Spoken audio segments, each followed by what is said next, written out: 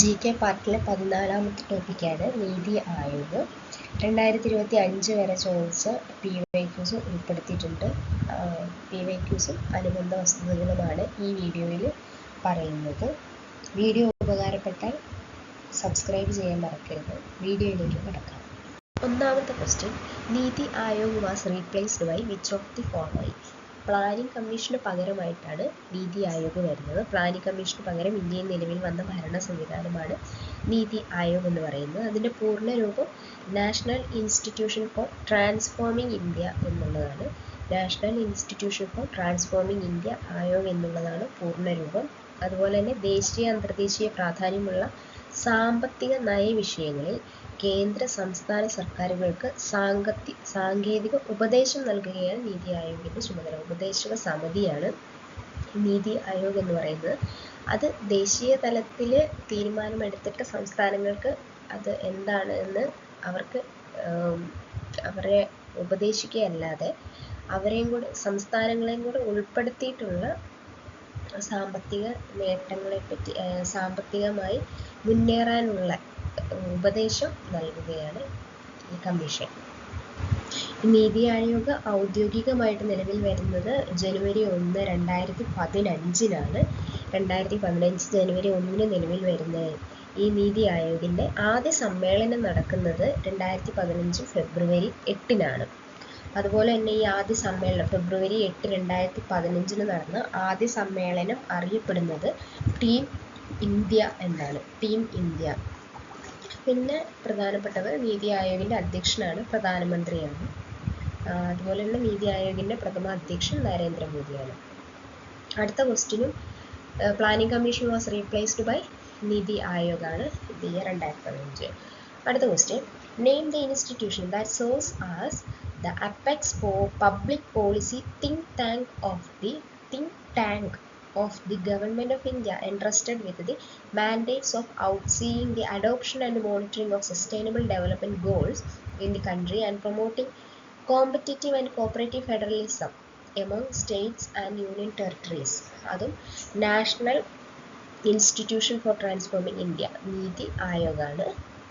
നമ്മുടെ പ്ലാനിംഗ് കമ്മീഷനെ കമ്പയർ ചെയ്യുമ്പോൾ പഞ്ചവത്സര പദ്ധതികൾ നടപ്പാക്കുന്ന സാമ്പത്തിക ലക്ഷ്യങ്ങൾ കൈവരിക്കുന്നതായിരുന്നു പ്ലാനിംഗ് കമ്മീഷൻ. അതുപോലെയല്ല, നീതി ആയോഗ് എന്ന് പറയുന്ന ഒരു തിങ്ക് ടാങ്ക് ആണ്, അല്ലെങ്കിൽ ഒരു ഫോറം പോലെയാണ് പ്രവർത്തിക്കുന്നത്. പ്ലാനിംഗ് കമ്മീഷനിൽ നിന്ന് വ്യത്യസ്തമായി ഇന്ത്യയിലെ മുഴുവൻ സംസ്ഥാനങ്ങളിലെയും കേന്ദ്രഭരണ പ്രദേശങ്ങളിലെയും പ്രതിനിധികൾ ഇതിൻ്റെ നയരൂപീകരണത്തിൽ പങ്കുവഹിക്കുന്നു എന്നത് ഇതിൻ്റെ ഒരു പ്രത്യേകതയാണ്. അതുപോലെ തന്നെ ഇവർ റിപ്പോർട്ടൊക്കെ ഉണ്ടാക്കി സമർപ്പിക്കുന്നുണ്ട്. ഈ നീതി ആയോഗ് എന്ന് പറയുന്നത് സംസ്ഥാന പങ്കാളിത്തത്തെ പ്രോത്സാഹിപ്പിക്കുന്നു. അതുപോലെ തന്നെ പ്ലാനിംഗ് കമ്മീഷൻ മുഴുവൻ രാജ്യത്തിനും അനുയോജ്യം എന്ന തരത്തിൽ ഒരു പദ്ധതി രൂപീകരിക്കുന്നു. എന്നിട്ട് മുകളിൽ നിന്ന് താഴേക്ക് എല്ലാ സ്റ്റേറ്റ്സിനും അത് ഇന്നതാണ് ചെയ്യേണ്ടത് എന്ന് കൊടുക്കുകയാണ് ചെയ്യുന്നത്. പക്ഷേ നീതി ആയോഗ് മുഴുവൻ സംസ്ഥാനങ്ങളെ ഉൾക്കൊള്ളിച്ചുകൊണ്ട് ഒരു പാർട്ടിസിപ്പേറ്ററി പ്ലാനിങ് അല്ലെങ്കിൽ ബോട്ടം ടോപ്പ് അപ്രോച്ചാണ്. അവർക്ക് ഓരോ സംസ്ഥാനത്തിനും എന്താണോ വേണ്ടത് അത് അരുൺ ജെയ്റ്റ്ലി അതിൽ പറയുന്നുണ്ട്. അത് നീതി ആയോഗ് നിലവിൽ വരും പറയുന്നുണ്ട്. ഓരോ സ്റ്റേറ്റിൻ്റെയും ഇത് വ്യത്യസ്തമാണ്, അവരുടെ എയിംസ്. അപ്പം അത് മുകളിൽ നിന്ന് ഒറ്റ ഇത് തന്നെ ഒരേ ഗോള് തന്നെ എല്ലാ സ്റ്റേറ്റ്സിനും കൊടുത്തു കഴിഞ്ഞാൽ വിചാരിച്ചത്ര സക്സസ് ആവില്ല. അതാണ്. അപ്പോൾ പ്ലാനിംഗ് കമ്മീഷൻ സ്വീകരിക്കുന്ന രീതി കേന്ദ്ര ആസൂത്രണത്തിൻ്റെ രീതിയാണ്, അതായത് ടോപ്പ് ടു ഡൗൺ അപ്രോച്ചാണ്. എന്നാൽ NITI Aayog bottom top approach എന്നാണ് പറയുന്നത്. അടുത്ത question, what is the full form of നീതി Aayog? National institution for transforming India എന്നുള്ളതാണ് നീതി ആയോഗിലെ നീതി എന്നതിൻ്റെ ഫുൾ ഫോം എന്താണ്? National institution for transforming India. നിലവിൽ വന്നത് ജനുവരി 1, 2015 അതുപോലെ തന്നെ ആദ്യത്തെ മീറ്റിംഗ് നടന്നത് ഫെബ്രുവരി 8, 2015 headquarters of NITI Aayog situated at ന്യൂഡൽഹിയിൽ തന്നെയാണ്. അടുത്ത question, which of the following statement about നീതി ആയോഗ്സ് ആക്ടിവിറ്റീസ്? അത് കറക്റ്റ്. ഈ നീതി ആയോഗിൻ്റെ പ്രധാനപ്പെട്ട 4 ഫങ്ഷൻസ് ആണുള്ളത്. അതായത് മെയിൻ ഹെഡിങ്ങിൽ വരുന്നത് the various functions performed by നീതി Aayog can be divided into 4 main heads. First one is design policy and programme framework ആണ്. പോളിസി പ്രോഗ്രാമൊക്കെ ഡിസൈൻ ചെയ്യുക. രണ്ടാമത് foster cooperative federalism.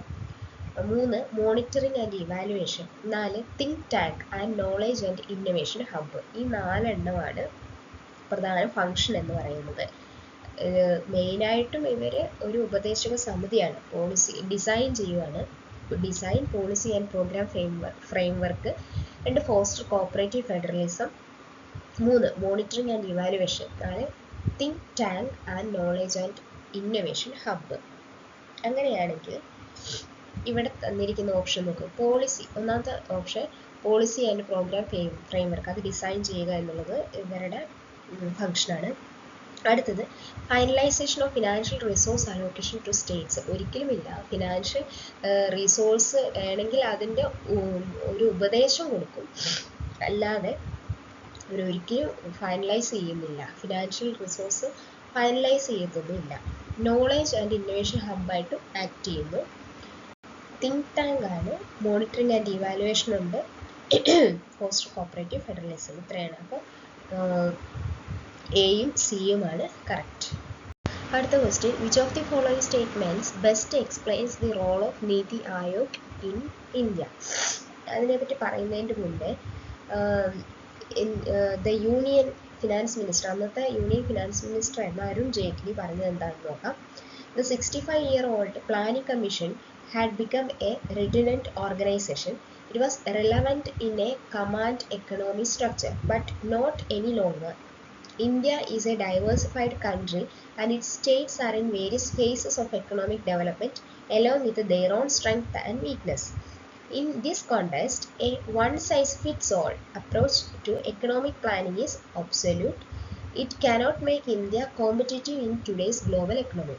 The resolution observed, perhaps most importantly, the institution must adhere to the tenet that while incorporating positive influences from the world, no single model can be transplanted from outside into the Indian scenario. We need to find our own strategy for growth. The new institution has to zero in on what will work in and for India. It will be a Bharatiya approach to development എന്നാണ് അരുൺ ജെയ്റ്റ്ലി ഇതിനെപ്പറ്റി പറയുന്നത്. അതായത് ഒരു bottom, നേരത്തെ ഞാൻ പറഞ്ഞതുപോലെ top bottom approach അല്ല, bottom top approach എന്നാണ് ഇങ്ങനെ പറയുന്നത്.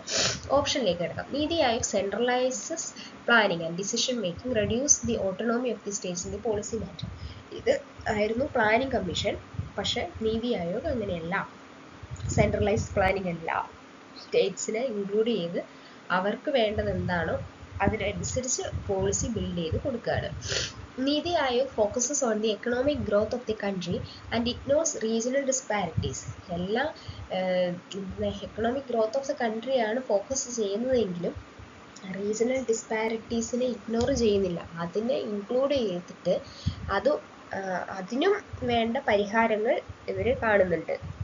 അത് സ്റ്റേറ്റ് സെപ്പറേറ്റ് ആയിട്ട്, സ്റ്റേറ്റും ഈ നീതി ആയോഗിലെ പ്രധാനമന്ത്രി ഉൾപ്പെടെയുള്ള ആൾക്കാർ സ്പെഷ്യൽ മീറ്റിംഗ് പോലെ വെച്ചിട്ട് അതിനുള്ള സൊല്യൂഷൻസ് കാണുന്നു.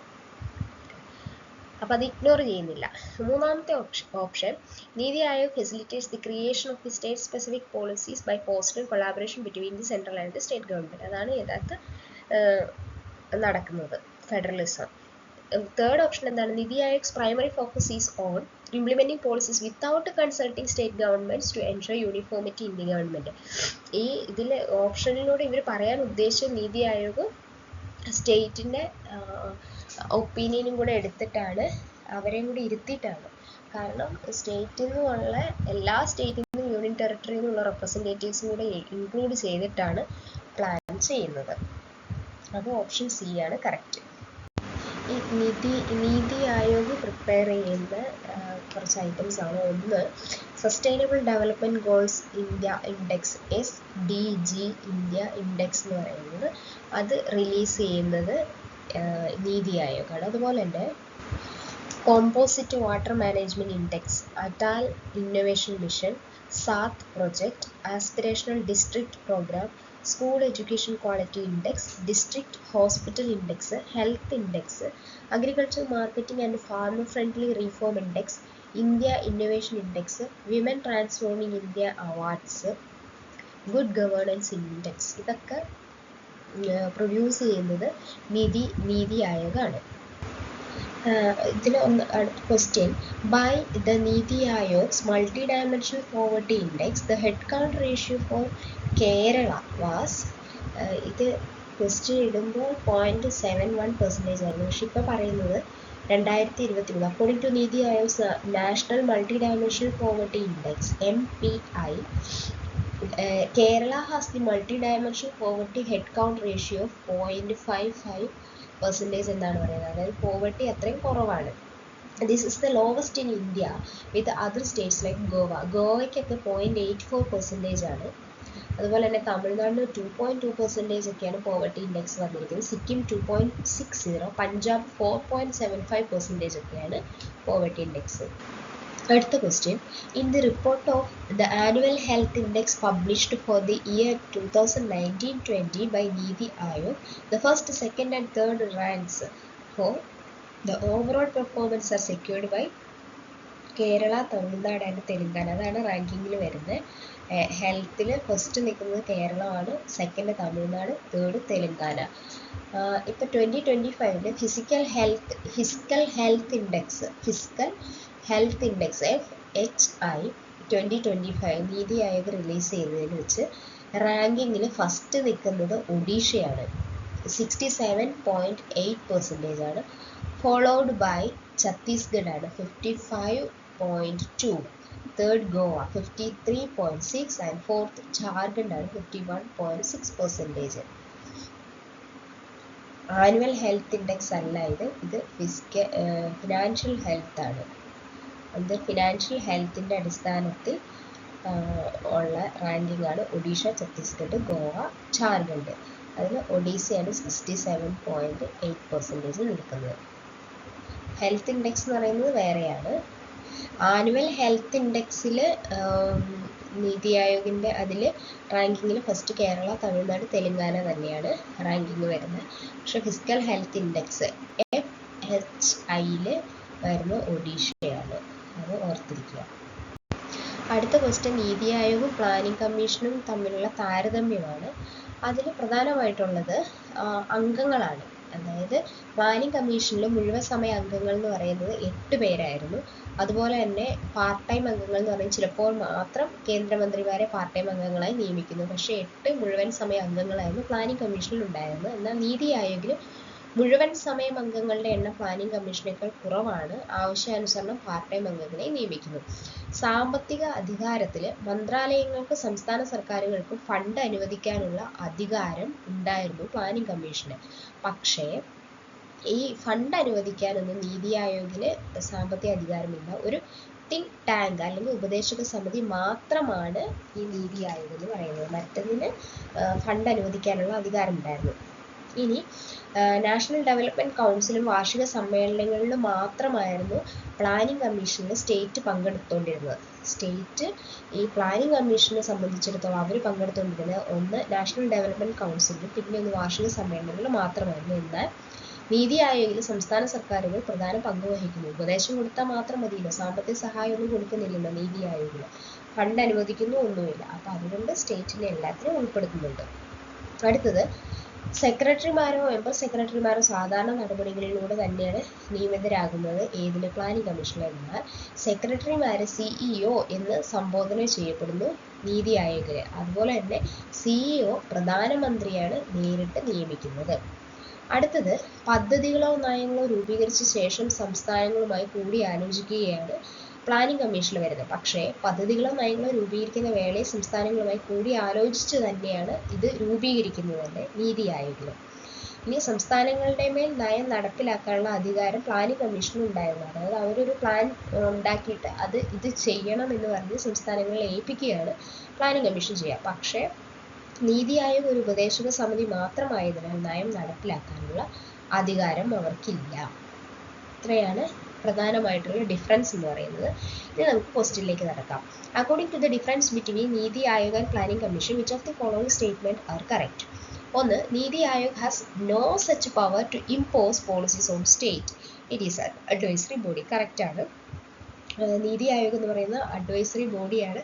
അതുപോലെ തന്നെ സംസ്ഥാനങ്ങളിൽ മേലെ എന്താണ് അവർക്ക് നയം നടപ്പിലാക്കാനുള്ള അധികാരം ഇല്ല.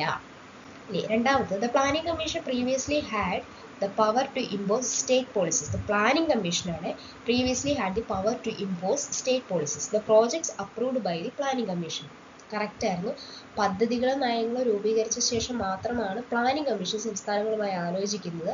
അതുപോലെ തന്നെ മന്ത്രാലയങ്ങൾക്ക് സംസ്ഥാന സർക്കാരുകൾക്ക് ഫണ്ട് അനുവദിക്കാനുള്ള അധികാരം, പ്രോജക്ട്സ് അപ്രൂവ് ചെയ്യാനുള്ള അധികാരവും പ്ലാനിംഗ് കമ്മീഷന് ഉണ്ടായിരുന്നു എന്നാണ് പറയുന്നത്. രണ്ടും കറക്റ്റ് ആണ്. ഒന്ന് നീതി ആയോഗിനെ പറ്റിയും ഒന്ന് പ്ലാനിംഗ് കമ്മീഷനെ പറ്റിയാണ് പറയുന്നത്. അപ്പോൾ രണ്ടും കമ്പയർ ചെയ്ത് പഠിക്കണം. അടുത്ത ക്വസ്റ്റ്യൻ നീതി ആയോഗിൻ്റെ ഒബ്ജക്റ്റീവിനെ പറ്റിയാണ്. അതിന് മുമ്പ് ക്വസ്റ്റ്യനിലേക്ക് കടക്കുന്നതിന് മുമ്പ് നമുക്ക് നീതി ആയോഗിൻ്റെ 10 പ്രഖ്യാപിത ലക്ഷ്യങ്ങൾ എന്തൊക്കെയാണെന്ന് നോക്കാം. ഒന്നാമത്, സംസ്ഥാനങ്ങളുടെ സജീവ പങ്കാളിത്തത്തോടെ സഹകരണ ഫെഡറൽ മനോഭാവം വളർത്തുക എന്നുള്ളതാണ്. രണ്ടാമത്തെ, ഗ്രാമങ്ങളിൽ അനുയോജ്യമായ പദ്ധതികൾ രൂപവൽക്കരിക്കുക, മേൽത്തട്ടിൽ വെച്ചത് കൂട്ടിച്ചേർക്കുക. 3, സാമ്പത്തിക വളർച്ചയുടെ ഗുണഫലങ്ങൾ ലഭിക്കാത്ത ജനവിഭാഗങ്ങൾക്ക് പ്രത്യേക ശ്രദ്ധ നൽകുക. 4, ദേശീയ സുരക്ഷാ താൽപ്പര്യങ്ങൾ മുൻനിർത്തിയുള്ള സാമ്പത്തിക പരിപാടികൾ ആസൂത്രണം ചെയ്യുക. 5, നവീന ആശയങ്ങൾക്ക് ക്രിയാത്മക പ്രോത്സാഹനം നൽകുക. 6, വിവിധ വിഷയങ്ങളിലെ ദേശീയ അന്തർദേശീയ പങ്കാളിത്തം ഉറപ്പുവരുത്തുക. 7, അറിവ്, വിജ്ഞാനം, നവീന ആശയങ്ങൾ, സംരംഭങ്ങൾ തുടങ്ങിയവയെ പിന്തുണയ്ക്കാൻ സ്ഥിരം സംവിധാനം രൂപവൽക്കരിക്കുക. 8, വ്യത്യസ്ത മേഖലകൾ തമ്മിലും വിവിധ വകുപ്പുകൾ തമ്മിലുള്ള പ്രശ്നപരിഹാരത്തിനായി വേദിയൊരുക്കുക. പ്രശ്നപരിഹാരം ഒരു ക്വസ്റ്റ്യനിൽ ഉണ്ടായിരുന്നതാണ് ഓപ്ഷനിൽ. 9, ഭരണ സംവിധാനം മെച്ചപ്പെടുത്തുന്നതിനായി ഗവേഷണ സംരംഭം ഒരുക്കുക. 10, സാങ്കേതിക വിദ്യ മെച്ചപ്പെടുത്തുന്നതിൽ പ്രത്യേക ഊന്നൽ നൽകുക. ഇനി നീതി ആയോഗിന്റെ മുഴുവൻ പ്രവർത്തനങ്ങളെയും 4 പ്രധാന തലങ്ങളിലേക്ക് തിരിക്കാമെന്ന് നേരത്തെ നോക്കിയിരുന്നു. 1, പോളിസി ആൻഡ് പ്രോഗ്രാം ഫ്രെയിംവർക്ക് രൂപീകരണം. 2, കോപ്പറേറ്റീവ് ഫെഡറലിസത്തെ പ്രോത്സാഹിപ്പിക്കുന്നു. 3, പദ്ധതികളുടെ മോണിറ്ററിംഗ് ആൻഡ് ഇവാലുവേഷൻ നടത്തുന്നു. 4, think tank, knowledge and innovation hub എന്നീ നിലകളിൽ സർക്കാരിന് ഉപദേശങ്ങൾ നൽകുന്നു. ഇതൊക്കെയാണ് പ്രധാന ഒബ്ജക്റ്റീവ്സ്. ഇനി നമുക്ക് ക്വസ്റ്റ്യനിലേക്ക് കിടക്കാം. Which of the following are key objectives of Niti Aayog? 1, formulates policies and strategies to enhance the economic development of the country. Correct ആണ്. പോളിസീസും സ്ട്രാറ്റജീസും ഫോർമുലേറ്റ് ചെയ്യുക എന്നുള്ളതാണ്. 2, directly oversee the allocation of funds for the state level development of projects. ഒരിക്കലും fund allocate ചെയ്യുന്നില്ല. Fund allocate ചെയ്യുന്നത് planning കമ്മീഷനിലായിരുന്നു. പക്ഷേ നീതി ആയോഗിൽ only strategies formulate ചെയ്ത് കൊടുക്കുക എന്നുള്ളത് മാത്രമാണ്, ഉപദേശം മാത്രമാണുള്ളൂ. ഫണ്ടും പൈസയായിട്ടുള്ള ഇടപാടൊന്നുമില്ല. 3, promote cooperative federalism through partnership between the central and state. Cooperative federalism ആണ് ഇവരുടെ മെയിൻ 4 പ്രവർത്തന തലങ്ങളിൽ ഒന്നെന്ന് പറയുന്നത് ഈ കോപ്പറേറ്റീവ് ഫെഡറലിസം തന്നെയാണ്. അവരുടെ ആവശ്യം എന്താണോ അതിനനുസരിച്ച് ഉള്ള ഓരോ സ്റ്റേറ്റിൻ്റെയും ആവശ്യത്തിനനുസരിച്ച് ഫണ്ടല്ല സ്ട്രാറ്റജീസ് ഫോർമുലേറ്റ് ചെയ്ത് കൊടുക്കുന്നു, പോളിസീസ് ഉണ്ടാക്കി കൊടുക്കുന്നു. 4, evaluate and replace state governments based on there economic performance. അവരുടെ എക്കണോമിക് പെർഫോമൻസിനനുസരിച്ച് ഒന്നും റീപ്ലേസ് ചെയ്യുന്നില്ല, ജസ്റ്റ് മോണിറ്റർ ചെയ്യും. അവർ പോളിസി ഉണ്ടാക്കി കൊടുത്തിട്ടുണ്ടെങ്കിൽ അതിനെ മോണിറ്റർ ചെയ്യും, അതുപോലെ തന്നെ ഡിസൈൻ ചെയ്യും എന്നുള്ളതല്ലാണ്ട് റീപ്ലേസ് ചെയ്യത്തില്ല. സ്റ്റേറ്റ് ഗവൺമെൻറ്റിനൊന്നും റീപ്ലേസ് ചെയ്യില്ല. അപ്പോൾ ഇതിലെ ആൻസർ എന്ന് പറയുന്നത് 1 and 3 ആണ്. അടുത്ത ക്വസ്റ്റ്യൻ ഒബ്ജക്റ്റീവുമായി ബന്ധപ്പെട്ടതാണ്. Which of the following are the objectives of നീതി Aayog? 1, to focus on technology upgradation and capacity building for implementation of programmes and initiatives. നമ്മൾ പറഞ്ഞിരുന്നു, അറിവ്, വിജ്ഞാനം, നവീനാശയം, സംരംഭങ്ങൾ തുടങ്ങിയവ പിന്തുണയ്ക്കാൻ സ്ഥിരം സംവിധാനം രൂപീകരിക്കും എന്നുള്ളത്. അതുപോലെ തന്നെ സാങ്കേതിക വിദ്യ മെച്ചപ്പെടുത്തുന്നതിൽ പ്രത്യേക ഊന്നൽ നൽകുമെന്ന് പറഞ്ഞിരുന്നു. അപ്പം അത് കറക്റ്റാണ്. 2, to offer a platform for the resolution of inter sectoral and inter departmental issues in order to accelerate the implementation of the development agenda. അതായത് വ്യത്യസ്ത മേഖലകൾ തമ്മിലും വ്യത്യസ്ത വകുപ്പുകൾ തമ്മിലുള്ള പ്രശ്നപരിഹാരത്തിന് വേദിയൊരുക്കും എന്ന് നമ്മൾ ഇതിൻ്റെ ഒബ്ജക്റ്റീവ്സിൽ പറഞ്ഞിരുന്നു. ഇനി അത് കറക്റ്റാണ്. 3, to pay special attention to the sections of our society that may be at risk. അതായത് സാമ്പത്തിക വളർച്ചയുടെ ഗുണഫലങ്ങൾ ലഭിക്കാത്ത ജനവിഭാഗങ്ങൾക്ക് പ്രത്യേക ശ്രദ്ധ നൽകും എന്നുള്ളതും ഇതിൻ്റെ ഒരു ഒബ്ജക്റ്റീവ് തന്നെയാണ്. അപ്പോൾ ഇതിൻ്റെ കറക്റ്റ് എല്ലാ ഓപ്ഷൻസും കറക്റ്റാണ്, ഓൾ ഓഫ് ദി അബോവ്. അടുത്തത് അസേഷൻ എ എന്ന് പറയുന്നത് Niti Aayog emphasise bottom up planning. കറക്റ്റാണ്. മറ്റേ പ്ലാനിംഗ് കമ്മീഷൻ എന്ന് പറയുന്നത് ടോപ്പ് ബോട്ടം പ്ലാനിംഗ് ആയിരുന്നു. അതായത് സെൻട്രൽ ഗവൺമെൻറ് പ്ലാനിംഗ് കമ്മീഷനിൽ എന്താണോ പ്ലാൻ ചെയ്യുന്നത് അവർ ആ സ്ട്രാറ്റജീസ് സ്റ്റേറ്റ് ഗവൺമെൻറ്റിന് കൊടുക്കുന്നു, ഇത് ചെയ്യാൻ പറയുന്നു. പക്ഷെ നീതി ആയോഗിൽ സ്റ്റേറ്റ് ഗവൺമെൻറ്റിനെ വിളിച്ചു വരുത്തിയിട്ട് അവർക്ക് എന്താണോ വേണ്ടത്, എങ്ങനെയാണോ ഡെവലപ്പ് ചെയ്യേണ്ടത് അതിനനുസരിച്ച് ഡിസൈൻ ചെയ്ത് കൊടുക്കുന്നു. ഫണ്ടല്ല, സ്ട്രാറ്റജീസ് മാത്രം. ഇനി reason, it has constitutional authorities to allocate financial resources to states. ഒന്നാമത്തെ കാര്യം, allocate financial resources to states എന്ന് പറയുന്നത് തെറ്റാണ്. ഫിനാൻഷ്യൽ റിസോഴ്സ് കൊടുക്കാറില്ല. പിന്നെ രണ്ടാമത്തെ കാര്യം, ഇറ്റ് ഹാസ് കോൺസ്റ്റിറ്റ്യൂഷണൽ അതോറിറ്റി എന്നാണ് പറയുന്നത്. പ്ലാനിംഗ് കമ്മീഷൻ ഒരു എക്സിക്യൂട്ടീവ് റെസൊല്യൂഷനിലൂടെ ഫോം ചെയ്തതാണ്. പക്ഷേ ഈ നീതി ആയോഗ് എന്ന് പറയുന്നത് it's neither a constitutional body nor a statutory ബോഡിയാണ്. അതായത് non constitutional or extra constitutional ബോഡിയാണ്. നോൺ കോൺസ്റ്റിറ്റ്യൂഷണൽ എന്ന് പറയാൻ പറ്റില്ല, പക്ഷേ ഒരു എക്സ്ട്രാ കോൺസ്റ്റിറ്റ്യൂഷണൽ ബോഡിയാണ്. അതായത് കോൺസ്റ്റിറ്റ്യൂഷൻ വഴിയല്ല ക്രിയേറ്റ് ചെയ്തത്. അതുപോലെ തന്നെ ഇതൊരു നോൺ സ്റ്റാറ്റ്യൂട്ടറി ബോഡിയാണ്. ഒരു പാർലമെന്റിലെ ഒരു ആക്ട് വഴിയും അല്ല ഫോം ചെയ്തത്. അതുകൊണ്ട് ഇതിനെ ഒരു സ്റ്റാറ്റ്യൂട്ടറി ബോഡി എന്നും പറയാൻ പറ്റില്ല. കോൺസ്റ്റിറ്റ്യൂഷൻ വഴിയല്ല ഫോം ചെയ്തത്.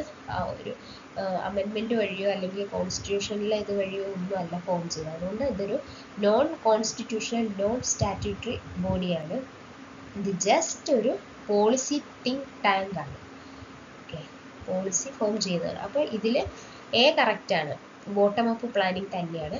പക്ഷേ ഒന്നാമത്തെ കാര്യം കോൺസ്റ്റിറ്റ്യൂഷണൽ ബോഡി അല്ല, സ്റ്റാറ്റ്യൂട്ടറി അല്ല. അതുപോലെ തന്നെ ഫണ്ട് ഫിനാൻഷ്യൽ റിസോഴ്സസ് ഒന്നും അലോക്കേറ്റ് ചെയ്ത് കൊടുക്കത്തില്ല. അപ്പോൾ ഓപ്ഷൻ സി ആണ് correct. A is true but R is reason false ആണ്.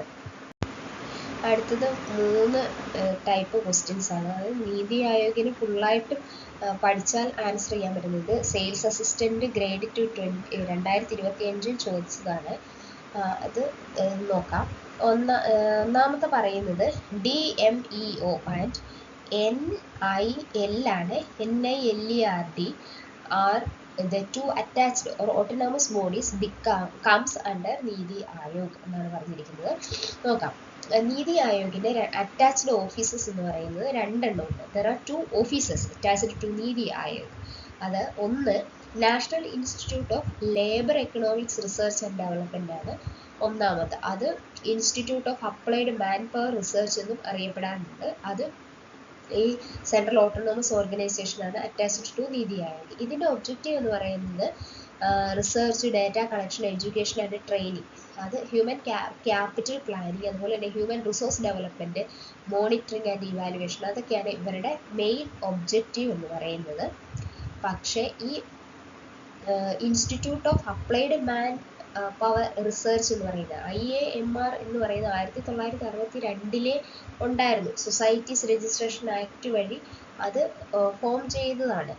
പണ്ടേ ഉണ്ടായിരുന്നതാണ്. അത് ഇതിന്റെ അണ്ടറിൽ കൊണ്ടുവന്നു എന്ന് മാത്രം. അന്നേരം national institute of labour economic research and development എന്നാക്കിയത് 2014 ഇത് ഫണ്ട് ചെയ്യുന്നത് നീതി ആയോഗാണ്. പണ്ട് ഫണ്ട് ചെയ്തുകൊണ്ടിരുന്നത് പ്ലാനിംഗ് കമ്മീഷൻ ആയിരുന്നു. ഇപ്പോൾ ഫണ്ട് ചെയ്യുന്നത് നീതി ആയോഗാണ്. ഇത് മെയിനായിട്ടും ഹ്യൂമൻ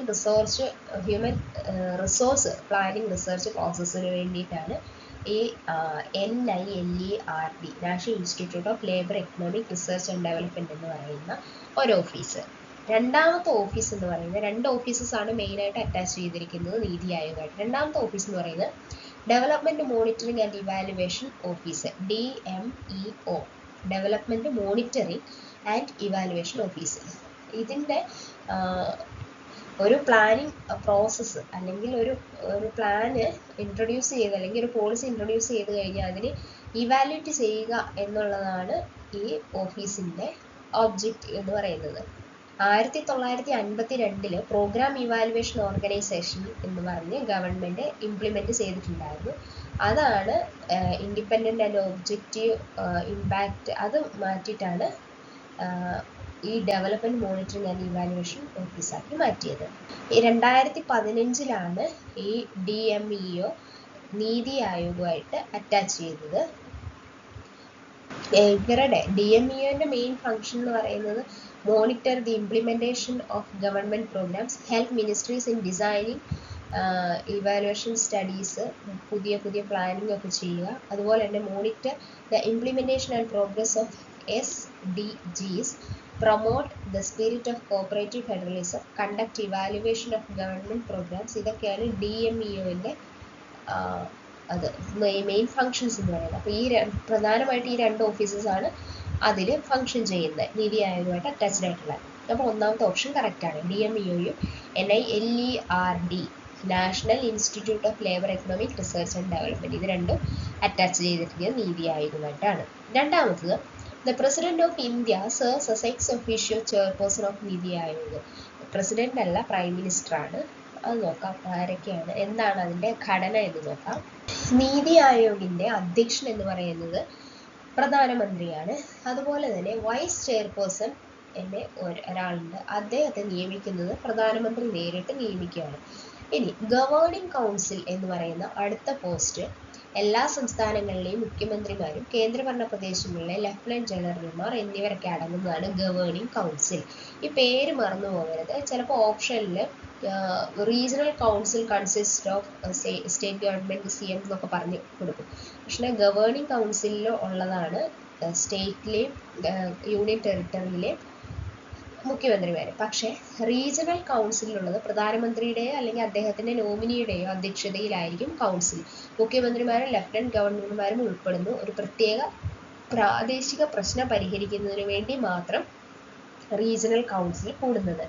അതിൽ എല്ലാ സംസ്ഥാനങ്ങളിലെയും മുഖ്യമന്ത്രിമാരുണ്ടാകത്തില്ല.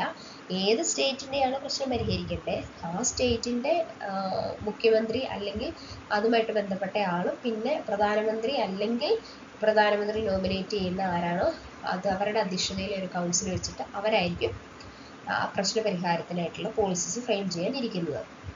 അതാണ് റീജിയണൽ കൗൺസിൽ.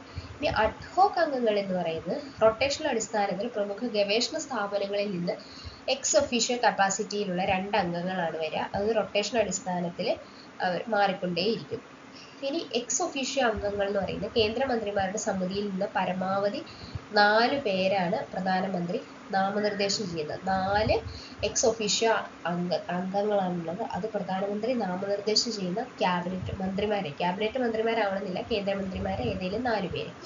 അടുത്തത് ഒരു ചീഫ് എക്സിക്യൂട്ടീവ് ഓഫീസർ ഉണ്ടായിരിക്കും, CEO. ഇന്ത്യ ഗവൺമെന്റിന്റെ സെക്രട്ടറി എന്ന റാങ്കിലുള്ള ഉദ്യോഗസ്ഥനായിരിക്കും. ഒരു നിശ്ചിത കാലത്തേക്ക് പ്രധാനമന്ത്രിയാണ് നിയമിക്കുന്നത്, CEO നേരിട്ട് നിയമിക്കുകയാണ്. പിന്നെ പ്രത്യേക ക്ഷണിതാക്കൾ ഉണ്ടാകും. അത് വിദഗ്ധർ, സയൻസും ആയിട്ട് ഏതെങ്കിലും മേഖലയ്ക്കായിട്ട് ബന്ധപ്പെട്ട വിദഗ്ധർ, പിന്നെ പ്രധാനമന്ത്രി നാമനിർദ്ദേശം ചെയ്യുന്ന വിദഗ്ധ പരിജ്ഞാനമുള്ള വിദഗ്ധർ.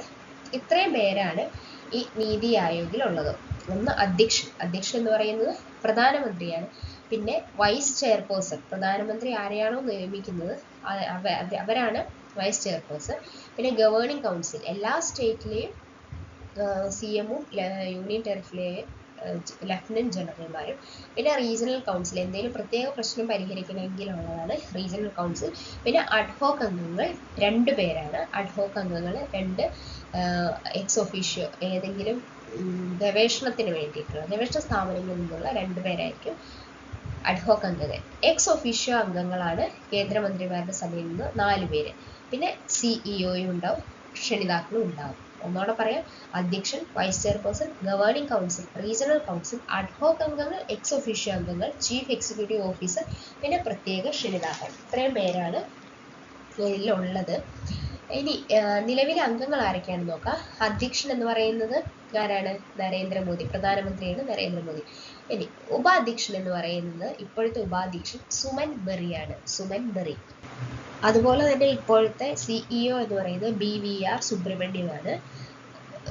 ഉപാധ്യക്ഷൻ ബെറി, CEO BVR. അപ്പോൾ കണക്ട് ചെയ്തിട്ടുണ്ട്. ഉപാധ്യക്ഷൻ സുമൻ ബെറി, CEO BVR സുബ്രഹ്മണ്യം. അതുപോലെ തന്നെ മുഴുവൻ സമയ അംഗങ്ങൾ എന്ന് പറയുന്നത് എക്സ് ഒഫീഷ്യോ അംഗങ്ങൾ, കേന്ദ്രമന്ത്രിമാരുടെ സമിതിയിൽ നിന്ന് പരമാവധി 4 പേരെ പ്രധാനമന്ത്രി നാമനിർദ്ദേശം ചെയ്യുമെന്ന് പറഞ്ഞിട്ടുണ്ടല്ലോ. എക്സ് ഒഫീഷ്യോ അംഗങ്ങൾ, ആ എക്സ് ഒഫീഷ്യോ അംഗങ്ങൾ ആരൊക്കെയാണ്? രാജ്നാഥ് സിംഗ്, അമിത് ഷാ, നിർമ്മല സീതാരാമൻ, ശിവരാജ് സിംഗ് ചൗഹാൻ. 4 പേര് എക്സ് ഒഫീഷ്യോ അംഗങ്ങളായിട്ടുള്ള 4 പേര്. രാജ്നാഥ് സിംഗ്, 2 അമിത് ഷാ, 3 നിർമ്മല സീതാരാമൻ, 4 ശിവരാജ് സിംഗ് ചൗഹാൻ.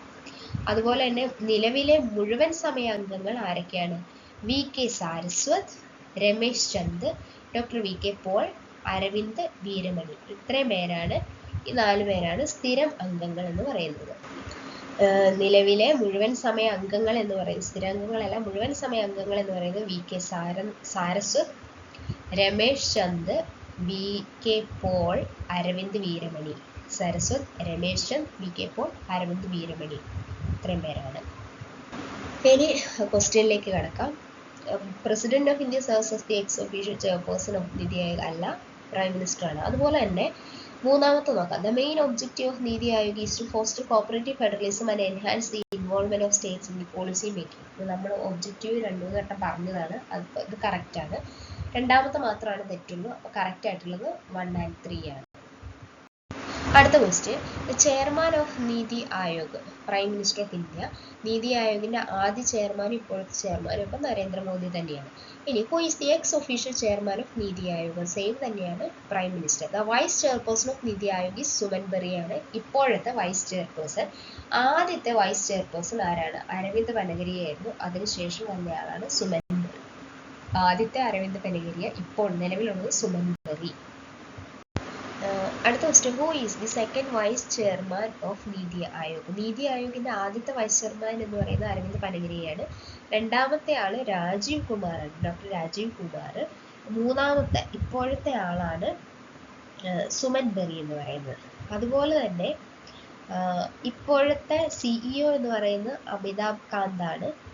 പക്ഷേ ആദ്യത്തെ സിഇഒ എന്ന് പറയുന്നത് സിന്ധുശ്രീ കുള്ളർ ആയിരുന്നു. ഇനി the vice chairman of Niti Aayog hold the rank of cabinet minister ന്റെ റാങ്ക് ആണ്, സെൻട്രൽ ക്യാബിനറ്റ് മിനിസ്റ്ററിന്റെ റാങ്ക് ആണ്. ഇനി the vice chairman and chief executive officer of Niti Aayog is appointed by prime minister of India. prime minister direct ആയിട്ട് appoint ചെയ്യാണ് vice ചെയർമാനെയും അതുപോലെ തന്നെ സിഇഒനെയും. അടുത്ത question, consider the following statement of നീതി Aayog. Niti Aayog, president of India is the chairman of നീതി Aayog. President അല്ല, പ്രൈം മിനിസ്റ്റർ ആണ് ചെയർമാൻ എന്ന് പറയുന്നത്. അപ്പോൾ ഇത് തെറ്റാണ്. രണ്ടാമത്തെ question, Niti Aayog came into existence in 2005 അല്ല, 2015 ജനുവരി 1 നീതി ആയോഗ് ഫോം ചെയ്തത്. അപ്പോൾ ഇതല്ല കേട്ടോ, ഇതാണ് നൈദർ 1 nor 2 is correct. 2 തെറ്റാണ്. സ്റ്റേറ്റ്മെന്റ് ഏതാണ് കറക്റ്റ് സ്റ്റേറ്റ്മെന്റ് എന്നാണ്. 2 തെറ്റാണ്. 2015 2015 ജനുവരി 1 വന്നത്. അടുത്ത question, which of the following statement is true about the composition of NITI Aayog? ഒന്ന്, the prime minister of India is the chairman of NITI Aayog. Correct ആണ്. 2, നീതി Aayog has A fixed 5-year tenure like the planning commission. Planning commission 5-year tenure ആയിരുന്നു. 5 വർഷം കൂടുമ്പോഴായിരുന്നു പദ്ധതികൾ നടപ്പിലാക്കിക്കൊണ്ടിരുന്നത്. പക്ഷേ നീതി ആയോഗിന് അങ്ങനെയല്ല, fixed 5-year ഒന്നുമില്ല. അവർ പ്ലാനിങ് നടത്തിക്കൊണ്ടേയിരിക്കും സ്റ്റേറ്റ് ഗവൺമെന്റിന് ഒക്കെ വെച്ചിട്ട്. ഇനി ദ ഗവേണിംഗ് ബോഡി ഓഫ് നീതി Aayog includes the chief ministers of all states. Correct ആണ്. ചീഫ് മിനിസ്റ്റേഴ്സും സ്റ്റേറ്റിന്റെ ചീഫ് മിനിസ്റ്റേഴ്സും അതുപോലെ തന്നെ യൂണിയൻ ടെറിട്ടറിയിലെ ലെഫ്റ്റനന്റ് ഗവർണേഴ്സിനും എല്ലാവരെയും ഉൾക്കൊള്ളിച്ചുകൊണ്ടുള്ളതാണ് ഗവേണിംഗ് ബോഡി എന്ന് പറയുന്നത്. 4, the Niti Aayog is an autonomous constitutional body. Constitutional ബോഡിയല്ല, അതുപോലെ തന്നെ സ്റ്റാറ്റ്യൂട്ടറി ബോഡിയുമല്ല, ഒരു ഉപദേശക സമിതിയാണ് എന്ന് പറഞ്ഞിട്ടുണ്ടായിരുന്നു. അപ്പോൾ ഇതിന് answer 1 and 3 is correct. Option B ആണ്. അടുത്ത question, which of the following statement are correct about the Niti Aayog?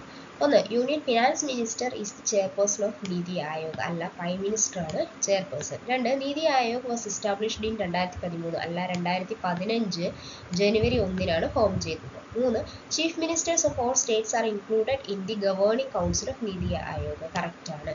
ഇതിൽ ഗവേണിംഗ് കൗൺസിൽ ആണോ എന്നുള്ളത് കറക്റ്റ് ആയിട്ട് നോക്കണം. ഓക്കെ, അപ്പോൾ ഇതിൽ 3 മാത്രമാണ് കറക്റ്റ് ഉള്ളൂ. Option C right answer.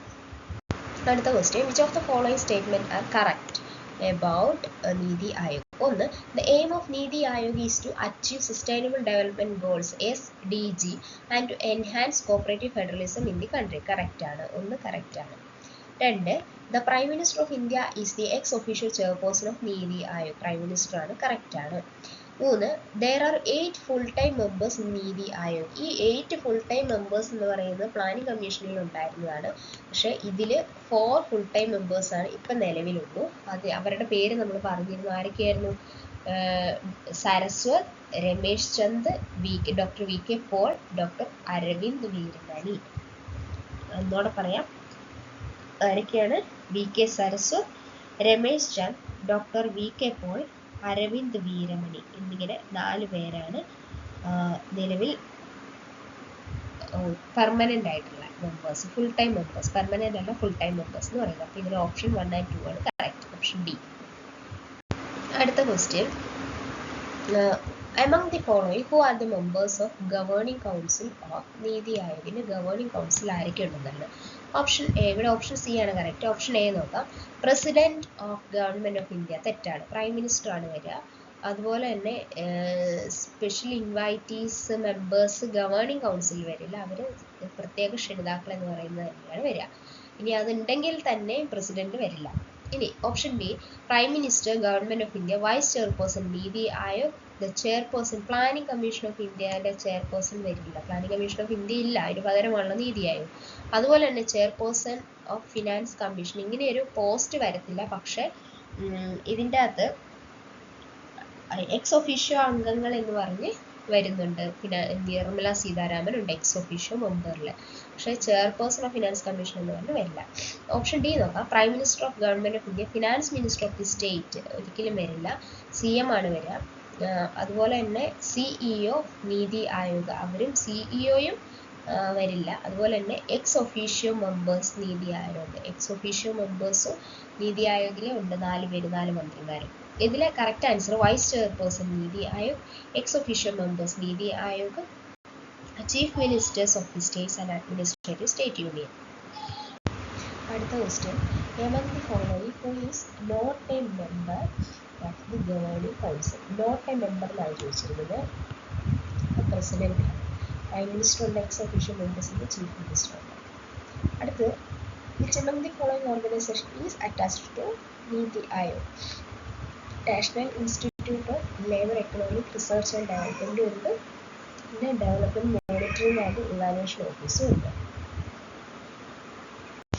അടുത്ത ക്വസ്റ്റ്യൻ, സബ്കാ സാത്ത് സബ്കാ വികാസ് ഓർ സബ്കാ വിശ്വാസ് is the motto of which initiative of the Niti Aayog? Aspirational districts programme എന്നുള്ളതാണ്. ആസ്പിറേഷണൽ ഡിസ്ട്രിക്ട് പ്രോഗ്രാം എന്ന് പറയുന്നത് നീതി ആയോഗ് ലോഞ്ച് ചെയ്ത് 2018 ലോഞ്ച് ചെയ്തതാണ്. ഇതിൽ 112 ഡിസ്ട്രിക്റ്റ് സെലക്ട് ചെയ്തിട്ട് അവിടെ കുറച്ച് പ്രോഗ്രാംസ്, അതായത് അവരുടെ ഒബ്ജക്റ്റീവ്സ് ആഡ് ചെയ്യുന്നു. അതായത് ഹെൽത്ത് ആൻഡ് ന്യൂട്രീഷനിൽ ഫോക്കസ് ചെയ്യുന്നു, education, agriculture and water resource, financial inclusion and skill development, basic infrastructure, അങ്ങനെ തുടങ്ങിയ കുറച്ച് കാര്യങ്ങളിൽ ഇൻഡിക്കേറ്റർ ആക്കി വെച്ചിട്ട് ചെയ്യുന്ന ഇതാണ് ആസ്പിറേഷണൽ ഡിസ്ട്രിക്ട് പ്രോഗ്രാം. അടുത്തത് സാത്ത് പ്രോഗ്രാമിനെ കുറിച്ചാണ്. Sustainable action for transforming human capital, ആ വേർഡ് സൂചിപ്പിക്കുന്നത് പോലെ തന്നെ ഹ്യൂമൻ ക്യാപിറ്റൽ, അതായത് ടെക്നിക്കൽ സപ്പോർട്ട് പ്രൊവൈഡ് ചെയ്യുക, സ്റ്റേറ്റ് ഗവൺമെൻറ്റ്സിന് ടെക്നിക്കൽ സപ്പോർട്ട് പ്രൊവൈഡ് ചെയ്യുക. ഏതിനൊക്കെ? To transform the education and health sectors, എഡ്യൂക്കേഷനെ ഹെൽത്ത് സെക്ടറിനെ മാത്രം ഫോക്കസ് ചെയ്തുകൊണ്ട് ഹ്യൂമൻ ക്യാപിറ്റലിൻ്റെ ഡെവലപ്മെൻറ്റിന് വേണ്ടിയിട്ട് ടെക്നിക്കൽ സപ്പോർട്ട് കൊടുക്കുക സ്റ്റേറ്റ് ഗവൺമെൻറ്റ്സിൻ്റെ. അത് നീതി ആയോഗാണ് അതിന് സപ്പോർട്ട് ചെയ്യുന്നത്. അപ്പോൾ ഇവിടുത്തെ question, SATH is a recently launched programme in India, which of the following organisation launched this programme? Niti ആയോഗാണ്. അതുപോലെ തന്നെ ആസ്പിറേഷണൽ ഡിസ്ട്രിക്ട് പ്രോഗ്രാമും നീതി ആയോഗ് തന്നെ ലോഞ്ച് ചെയ്തതാണ്. അടുത്ത, നീതി ആയോഗ് 2024 മാർച്ച് 13 ലോഞ്ച് ചെയ്തതാണ് വോക്കൽ ഫോർ ലോക്കൽ ഇനിഷ്യേറ്റീവ് എന്ന് പറയുന്നത്. അത് അതായത് promoting entrepreneurship and self reliance by promoting indigenous products from aspirational blocks programme. അങ്ങനെ സെലക്ട് ചെയ്യുന്ന ലോക്കൽ പ്രോഡക്ട്സിന് ആകാംക്ഷ എന്ന് പറയുന്ന ഒരു ബ്രാൻഡും ഇട്ട് പുറത്തെടുക്കുകയാണ്. ഇതിൻ്റെ ഒബ്ജക്റ്റീവ് എന്ന് പറയുന്നത് ഒന്നാമത്തെ തന്നെ ബോൾസ്റ്റർ ലോക്കൽ എക്കണോമീസ്, അതായത് strengthening local economies by boosting the growth of micro and small enterprises എന്നതാണ് ബോൾസ്റ്ററിംഗ് ലോക്കൽ എക്കണോമീസ്. അതുപോലെ തന്നെ രണ്ടാമത്തെ objective foster grass roots entrepreneurship ആണ്, encourage and supports entrepreneurs at local level to build self reliance and sustainable growth. മൂന്നാമത്തെ objective promote self reliance ആണ്. Overarching goal is to increase self reliance in communities across the country. നാലാമത്തത് drive inclusive growth ആണ്. The initiative seeks to achieve inclusive growth by creating opportunities for local business to thrive. അതാണ് Aakanksha brand എന്ന് പറയുന്ന ഒരു umbrella brand ഉണ്ട്. അതുപോലെ തന്നെ ജം പോർട്ടൽ വിൻഡോ ഉണ്ട്. അങ്ങനെയാണ് ഈ വോക്കൽ ഫോർ ലോക്കൽ ഇനിഷ്യേറ്റീവ്. മെയിനായിട്ടും ലോക്കൽ എൻ്റർപ്രണർഷിപ്പ് കൂട്ടുക, അതുപോലെ തന്നെ സെൽഫ് റിലയൻസ്, പിന്നെ ഗ്രാസ് റൂട്ട് ലെവലിൽ എൻ്റർപ്രണർഷിപ്പ്. അതാണ് ഇവിടെ കൊടുത്തിരിക്കുന്ന ഒബ്ജക്റ്റീവ്സിൽ. ബോൾസ്റ്ററിങ് ലോക്കൽ എക്കണോമിക്സ് കറക്റ്റ് ആണ്. Fostering grass root entrepreneurship correct ആണ്. മൂന്നാമത്തെ improvement of local communication system അല്ല, കമ്മ്യൂണിറ്റീസ് ആണ്. കമ്മ്യൂണിക്കേഷൻ സിസ്റ്റം അല്ല, കമ്മ്യൂണിറ്റീസ് ആണ്. അപ്പോൾ 1ഉം 2ഉമാണ് കറക്റ്റ്. അടുത്തത് ശൂന്യ ക്യാമ്പയിൻ നിതി ആയോഗിനെ പറ്റിയിട്ടാണ്. ശൂന്യ ക്യാമ്പയിൻ എന്ന് പറയുന്നത് നിതി ആയോഗ് ഒരു കോർപ്പറേറ്റ് ലെഡ് ഇനിഷ്യേറ്റീവ് എടുത്തതാണ്. അതായത് ഇലക്ട്രിക് വെഹിക്കിൾസിനെ പ്രോത്സാഹിപ്പിക്കാൻ വേണ്ടിയിട്ടാണ് മെയിനായിട്ടും. അതുപോലെ തന്നെ സീറോ പൊല്യൂഷൻ മൊബിലിറ്റിയാണ് അതിൻ്റെ ഗോൾ എന്ന് പറയുന്നത്. സീറോ പൊല്യൂഷൻ അതായത് പ്രൊമോട്ട് സീറോ എമിഷൻ വെഹിക്കിൾസ് ആണ്. To drive a rapid and urgent transition to zero emission vehicles for urban deliveries-ലാണ് മെയിനായിട്ട് ഫോക്കസ് ചെയ്യുന്നത്. രണ്ടാമത്തത് ഇംപ്രൂവ് എയർ ക്വാളിറ്റി. പിന്നെ റേസ് കൺസ്യൂമർ അവയർനെസ്, അതൊരു ഗോളാണ്. Public awareness drive highlighting the benefits of electric വെഹിക്കിൾസിൻ്റെ benefits ആക്കിക്കൊണ്ട് കൺസ്യൂമർ അവയർനെസ് കൂട്ടുക. അതുപോലെ തന്നെ നാലാമത്തെ ഗോളാണ് recognise industry efforts through a corporate branding and certification programme for companies adopting electric vehicles. അതുപോലെ തന്നെ chart a path to 100% electrification ആണ്. To set the final mile delivery sector on a path to complete electrification. ഇതൊക്കെയാണ് ഇവരുടെ goal എന്ന് പറയുന്നത്. അപ്പോൾ ഇതിൽ നോക്കിക്കഴിഞ്ഞാൽ zero pollution e mobility campaign അല്ല, സീറോ പൊല്യൂഷൻ ഇലക്ട്രിക് വെഹിക്കിൾ ആണ് ഉദ്ദേശിച്ചത്. സീറോ എമിഷൻ വെഹിക്കിൾസിനെ പ്രൊമോട്ട് ചെയ്യുക. അതുപോലെ തന്നെ consumer awareness campaign to reduce air pollution correct ആണ്. It promotes the use of electric vehicles, അതും കറക്റ്റ് ആണ്. നമ്മൾ നേരത്തെ ക്വസ്റ്റ്യനിൽ പറഞ്ഞായിരുന്നു സാത് പ്രോഗ്രാം അത് നീതി ആയോഗ് ചെയ്യുന്നതാണ്. അതായത് sustainable action for transforming human capital. അത് എയിം ചെയ്യുന്നത് improve the education and health sector, അതിനെ ഇംപ്രൂവ് ചെയ്യിക്കാൻ വേണ്ടിയിട്ടാണ്. 2 സെക്ടറാണ്, ഒന്ന് എഡ്യൂക്കേഷൻ സെക്ടറും ഒന്ന് ഹെൽത്ത് സെക്ടറും. അതിൽ സാത് ഇ എന്ന് പറയുന്നതാണ് എഡ്യൂക്കേഷൻ സെക്ടറിലെ. Sustainable action for transforming human capital in education project launch ചെയ്ത് 2017-ലാണ്. അതായത് ക്വാളിറ്റി ഓഫ് സ്കൂൾ എഡ്യൂക്കേഷൻ കൂട്ടുക എന്നുള്ളത് തന്നെയാണ്.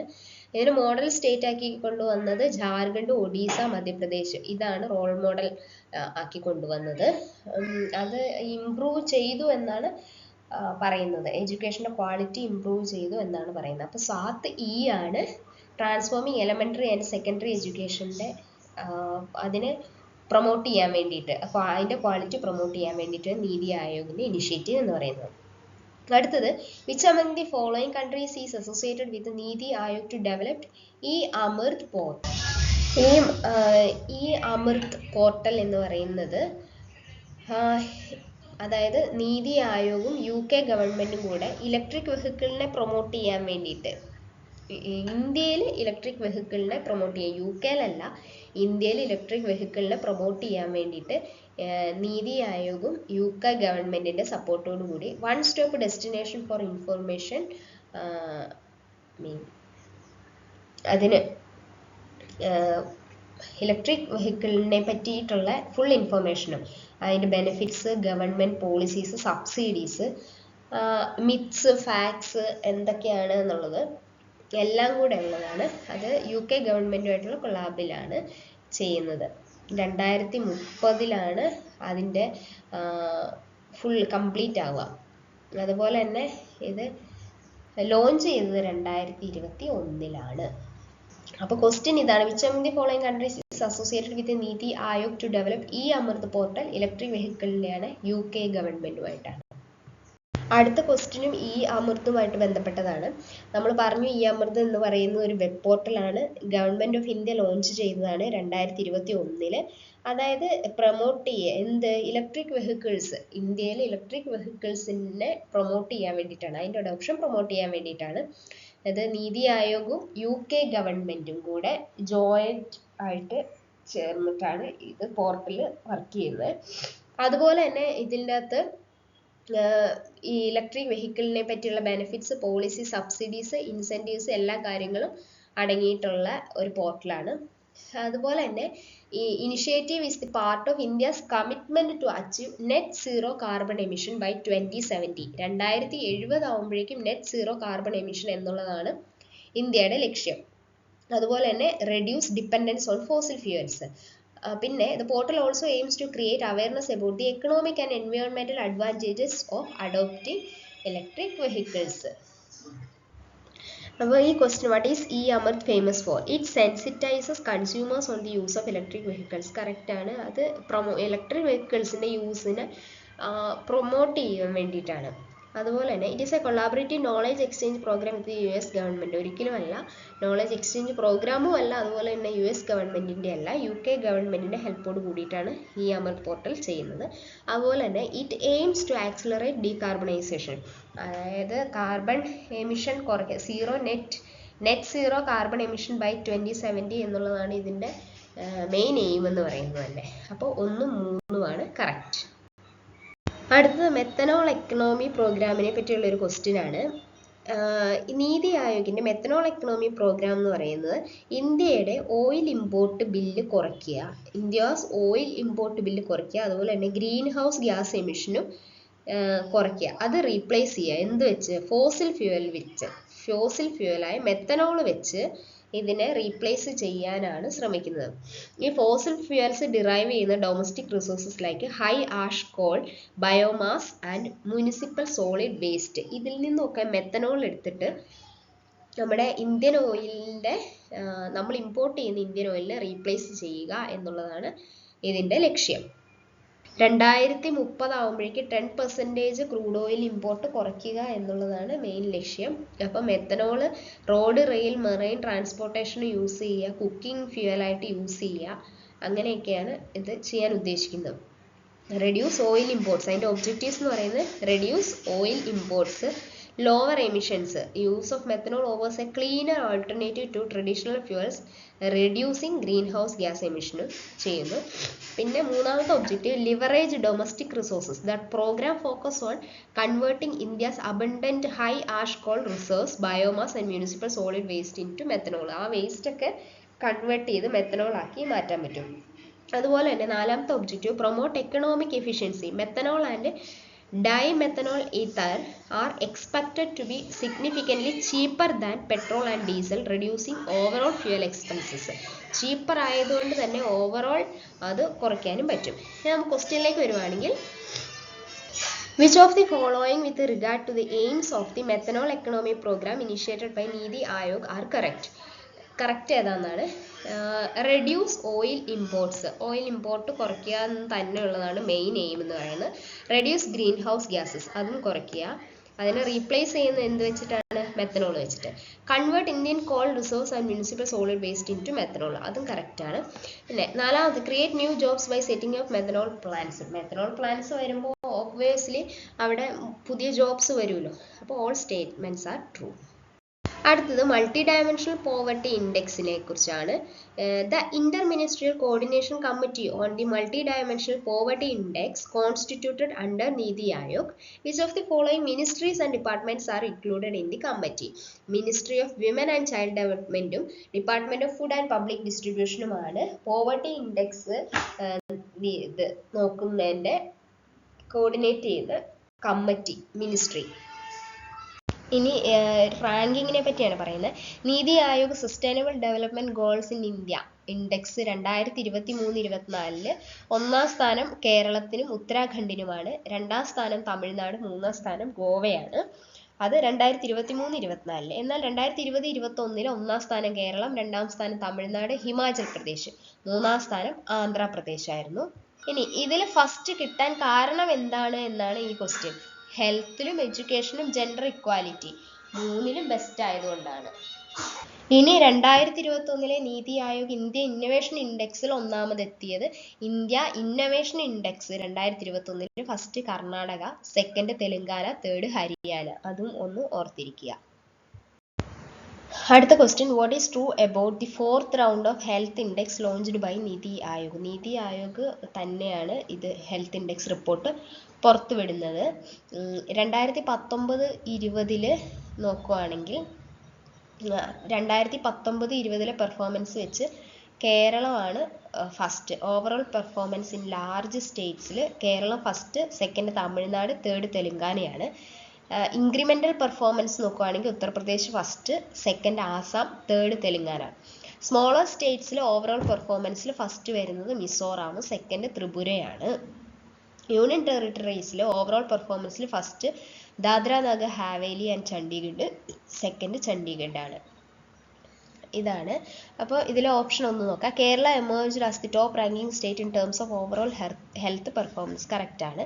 Second, Tamil Nadu and Telangana are the second and third best performance on health parameters. ശരിയാണ്. ഓവറോളിൽ തമിഴ്നാട്, തേർഡ് തെലുങ്കാന. കേരളം, തമിഴ്നാട്, തെലുങ്കാന മൂന്നെണ്ണം ഓവറോളിൽ തന്നെ ഇവർ ചോദിച്ചിരിക്കുന്നത് കണ്ടോ, ഓവറോൾ ഹെൽത്ത് പെർഫോമൻസ് എടുത്ത് ചോദിച്ചിട്ടുണ്ട്. ഇനി ഇൻക്രിമെൻ്റ് ആയിരുന്നെങ്കിൽ, ഇൻക്രിമെൻ്റൽ പെർഫോമൻസ് ആയിരുന്നുവെങ്കിൽ ഉത്തർപ്രദേശ്, ആസാം, തെലുങ്കാന വന്നേനെ. ഇനി 2019-20 was the reference period for the health index. കറക്റ്റാണ്.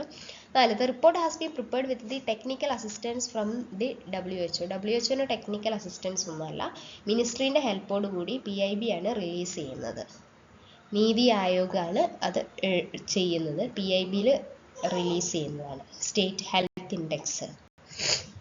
നീതി ആയോഗ് എന്ന ടോപ്പിക് എടുത്ത് ഞാൻ ജസ്റ്റ് ഒന്ന് വായിച്ച് പഠിച്ചു കഴിഞ്ഞപ്പോൾ എനിക്ക് സിമ്പിളായിട്ട് തോന്നി. ഇത് ഇത്രയല്ലേ ഉള്ളൂ, സിമ്പിളാണെന്ന് തോന്നി. പക്ഷേ ക്വസ്റ്റ്യൻസ് നോക്കിയപ്പോഴാണ് അതിൻ്റെ ഓരോന്നിൻ്റെ ഒബ്ജക്റ്റീവ് ഒക്കെ നിറയെ ക്വസ്റ്റ്യൻസ് ആണ് വന്നിരിക്കുന്നത്. അപ്പോൾ വളരെ ഇമ്പോർട്ടൻ്റ് ആയിട്ടുള്ള ടോപ്പിക്കാണ്.